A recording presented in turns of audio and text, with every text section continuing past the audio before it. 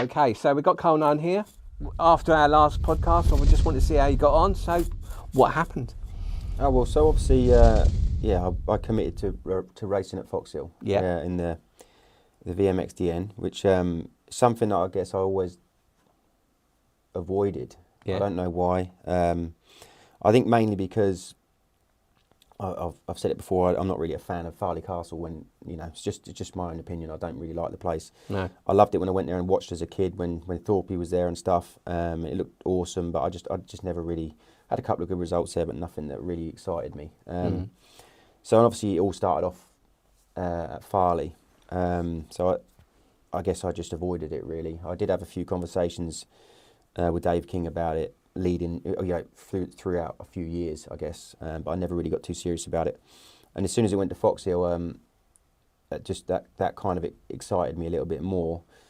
One, I do like the track. I know it's a gnarly place, but I don't know. It'd be cool to go back there. When am I going to get a chance to ride there again? Yeah, exactly. Things like that, and then. The old bikes as well didn't really excite me too much either, because I'd never ridden. What I rode this year was a 1989 Honda 125, and I was on a 60 in 1989, so I'd never been on a bike that a 125 that old. But I saw the bike, and then from that moment, I wanted. The year before, I saw the bike, but we only had very little amount of time, and I wouldn't have got in on time and stuff like that. And I hadn't been riding at all, so we avoided it, and then obviously. It seemed to be the longest year in the world until this year came around, and then so I did a little bit of riding like the week before on that bike.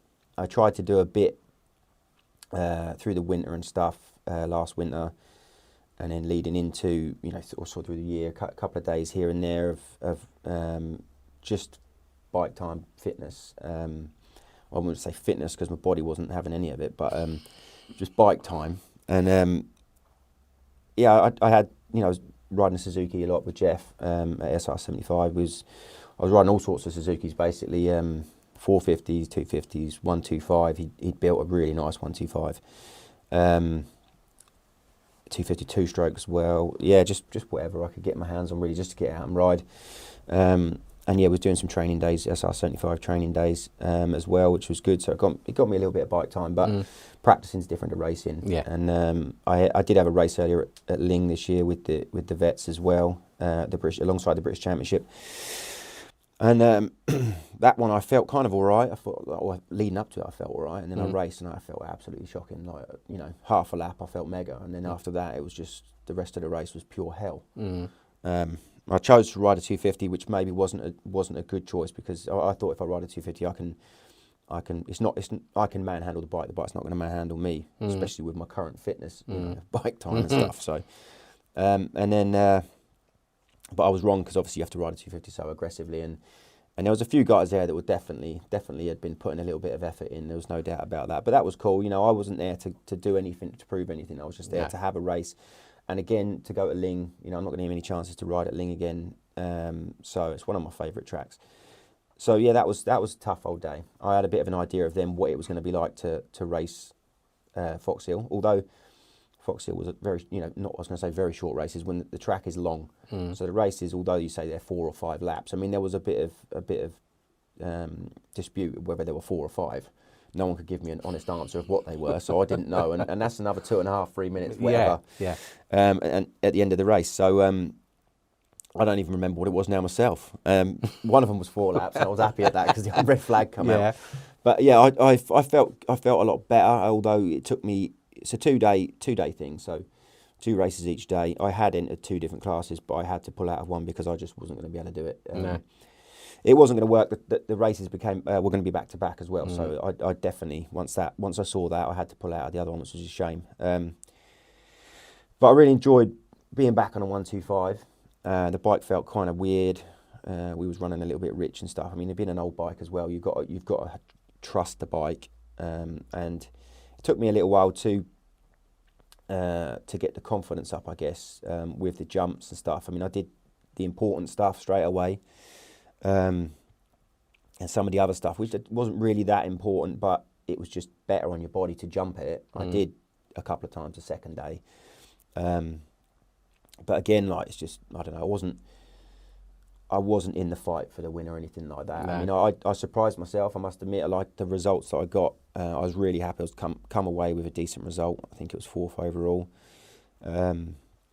Nice to be out there with some good riders. Brownie and coming over from America again. We used to race back in the day, and obviously Nev was riding really good. And Brad Anderson was there, and still some current riders as well. And there was a couple of other guys in there which were really. It was funny because different races I had different competition, which was you couldn't really go, oh yeah, I know I'm going to be battling with that guy or that guy.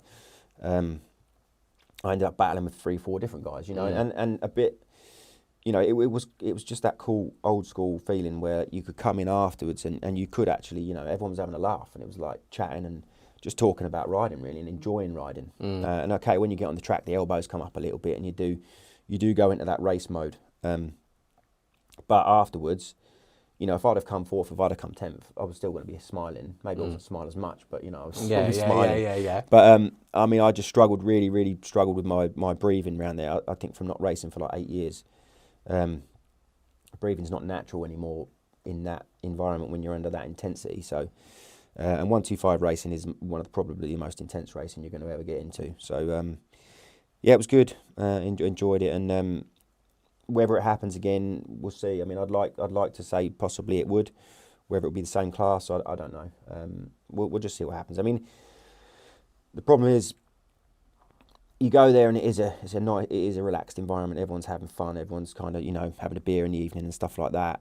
And like I say, talkative. Everyone's no one's. It's not like that competitive environment. I mean, it is when the gate drops, like I say. But when you're walking around there, it's almost like you're a spectator, and then you're going to go out and race. Yeah. But it is. There's a lot of preparation going on beforehand. There's riders preparing. Yeah.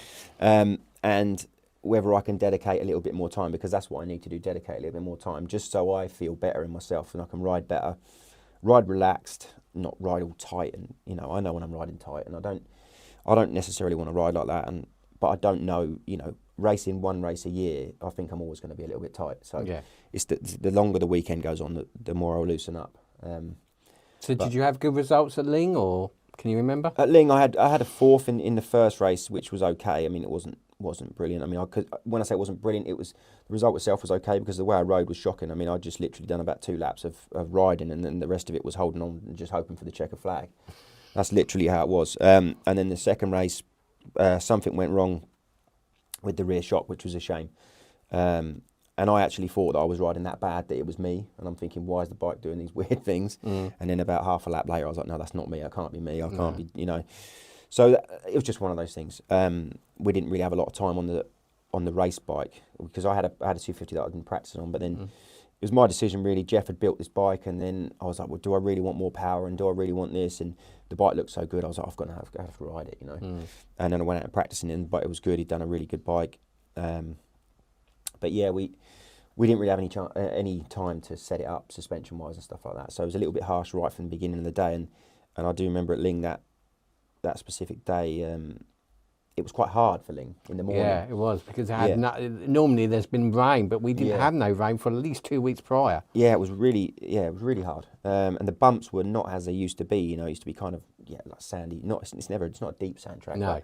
But, everything was really hard. I remember that, like square edge bumps that were just rattling you to pieces. And obviously my body didn't really like that not too much, to be honest with you. Yeah. And then when I think the races were 15 plus 2, but they were meant to be 18 plus 2. Yeah. And even 15 plus 2 felt like a 45. So I was like, And then obviously Fox Hill, how did you get on with, what were the results there? So I think I started off with a 5th in the first race. In qualifying, I think I was 6th or 7th. Something like that, which I was quite happy with. Maybe I think it was 7th, because that got me on the inside of the gate, which is pretty important at Fox Hill. It's a very, well, if you're going to come from the outside, you've got to be on it and hope that no one runs wide. So I was happy with qualifying in the first race. Really finding my feet, didn't really know where I was going to be. I think it was 5th, but I was running around 3rd at one point, I think, in the first one. Yeah. So that was cool. I mean, I weren't going to stay there, but I got good starts, which was good considering I didn't really get amazing starts. I wanted to get a real good flyer where I felt like, that was the best start I could have got. I dumped the clutch once, and I had my nuts on the tank on one, and I was burnt, like I was squashing my nuts, and it was hurting a little bit. But I was trying to, because I had no start device on these old bikes, and that's one thing that I didn't really figure out. Because riding it just felt okay. It felt a bit different, obviously, but for the start, we had to start in first gear because being a bit heavier, and obviously everyone's in first gear, I think, just to get that snap out the gate, and obviously the bike's going to want a wheelie. To trying to get forward, squash my nuts on the tank. But it is what it is. But then going into the first turn, the elbows come out and all that kind of thing is pretty cool. And then the second race on the Saturday, I think I had a fourth, something like that. So, I might have started off with a sixth, then a fifth, then a fourth on the first race Sunday morning, then another fifth or sixth. I don't know. But Brownie had an issue, so. Because he was obviously quicker than me, he should have been battling for the wins, but he was struggling, I think, with some stuff. I don't know what, but first couple of laps, I could see the leaders, which was good, and then there was a spell where I probably couldn't breathe for half a lap, and they kind of disappeared a little bit. But throughout the whole weekend, I gradually got closer to the front guys. But I knew I wasn't under any illusions I was going to be up there battling for the win. I just wanted to try and hold on as long as I could and just see how it ended up. And it worked out pretty good in the end. I mean, I didn't crash, which was nice. Didn't put myself in any vulnerable situations. Obviously, I wanted to go there. I didn't want to come home with injuries or anything like that. I just wanted to come home with a smile on my face and have a few races under my belt and have my kids there. They're all grown up now. I say grown up. My youngest is 14, so my oldest is 19. They don't really remember it. So for them to come along and see how, and especially that environment, Fox Hills, is how it was, with the cheer in the crowd and all that kind of thing, and so they got to witness it like that, I guess. And that was nice for you to have the family there. Yeah, it was really nice. Quite a few of my family came to watch, and which was nice as well. Got a bit of support there, because I felt like. Because I didn't ride the Suzuki with Jeff, that was the second class I was going to do. But like I said, just because of the two didn't work out, I kind of felt more like a privateer, which was nice for me, because especially not racing, I needed that kind of, it's all on me. I didn't want to disappoint anyone. I mean, Trevor Buckley, who the Honda that I rode, he put a lot of time into that, and Stan put a lot of time into that bike. There wasn't anything that wasn't. Double, triple checked with that thing. I completely trusted the bike, and it was nice to ride it. It was a pleasure to ride it, but they didn't give me that kind of sense where you've got to go out there and win. I mean, I remember Trevor saying to me in the morning, if you don't like it, don't ride. Which is cool, because I'm not going to do that. I'd never do that anyway. No. But that's just nice to know that you haven't got to do it, because there's been all these years of my racing where you've got to do it. You've got to race. Obviously that was your job. Yeah. But I mean, you did enjoy it, but there were certain days as a human, you don't enjoy every single day. No. You don't enjoy every single scenario. When you've got to hit this jump, when you're not comfortable, because you need half a second in qualifying or something. That's the things that I didn't like. Okay. And obviously now you're back, you're relaxed, and your school is still doing well. Yeah. So the academy, winter academy, is going to start in a couple of weeks' time. We're back out with all the regular guys. A couple of new guys are entering this year. I mean, all of the regular guys are staying. So yeah, that's good. Yeah. We've got a good little group. Obviously, I've worked with a few of them now for quite a few years. Yeah. And they're all coming along. They're winning championships. They're entering nationals, doing well in nationals, progressing basically. All I want to see is progression with any of my riders. It doesn't matter how fast they are, whether they're already fast or they're coming from mid-pack in the whatever class or even further back. I just want to see the guys progress. It's not about me, people coming to me and then they start winning instantly. That's not what it's about. I just want those guys to come to me, become better, get faster, just start progressing up. The results pick up, and then ultimately they come away from a weekend's racing with a smile on their face. Oh, that's the main thing. Because there was a great deal of my life. My whole life was literally all about, trying to win every single thing you do.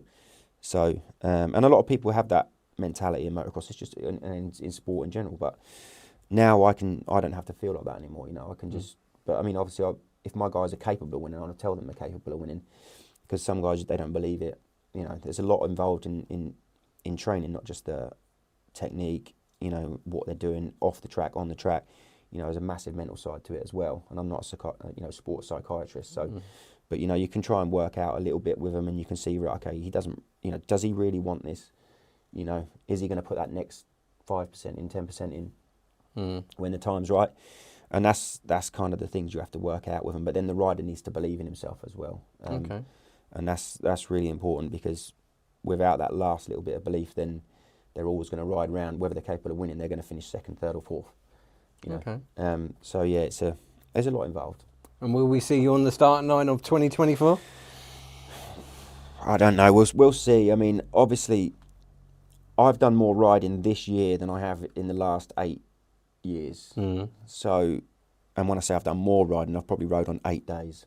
God. In a year. So if that's what more riding, you know, like, that's not a lot of riding. We used to ride 3 times a week when I was racing, and you know, now I've rode 8 times in a year or something, 9 times, 10 maximum. And are you glad to get off the bike once you've done it? No, not when I'm practicing, because when practicing is a different story. I can just ride around. I feel like I can go into enduro mode, and I can do 20 minutes, you know, round Milton Hall or wherever I got, Blytheborough, places like that where I've been, and I feel all right. It's just when you go into race mode, it's a totally different kind of thing. You know, like I say, my breathing wasn't keeping up with my brain when I was racing. So I don't know. It's possible I still like riding, obviously, but it's not a major thing for me anymore to ride. No. Obviously, I've got older. I'm still in the sport. I'm still working with riders on a daily, weekly basis. So I'm around bikes all the time. It's not like I've had that period of time away from it where I think I need to go to the track. I need to go and get on a bike. You know, I'm around it all the time. So if it happens, it happens. I'm still obviously follow everything, social media and whatever's YouTube and stuff like that. So I know most things are going on. I mean, I'm not completely in the know with everything. A lot of other people know a lot more than me sometimes, and they're telling me all this stuff, and I'm like, really? I didn't know nothing about it. Because I guess I don't research. I just see if it's a headline, I see it, things like that. But yeah, so I'm on a daily basis. There is motocross in my life still, but whether I ride again, race again, should I say? I mean, I would say I would. I should say I would, but I don't want to say too much because I don't know. No. You know, at the end of the day, the kids really enjoyed it going to the race. They all want me to race again, which is nice. You know. Because before they weren't really, you know, they were all very young, and we were just going to the races. They didn't really know why we was going to the races. So now it's, you know, they can watch it, they can enjoy it, they can get into it. So it's pretty cool. But you just hope none of them get on the bike. They can all ride. I taught them all to ride. But yeah, I don't mind. Harley's getting older now. He's 17. Whether he wants to have a little go later down the line, you know, it's up to him, and just purely fun. Yeah. You know, just go to a track and enjoy it. Or, you know, to a field or anywhere, just to go and have a little bit of a play. We'll see. Okay. Well, it's been an absolute pleasure. Thank you very much, Carl. No worries. Thanks very much.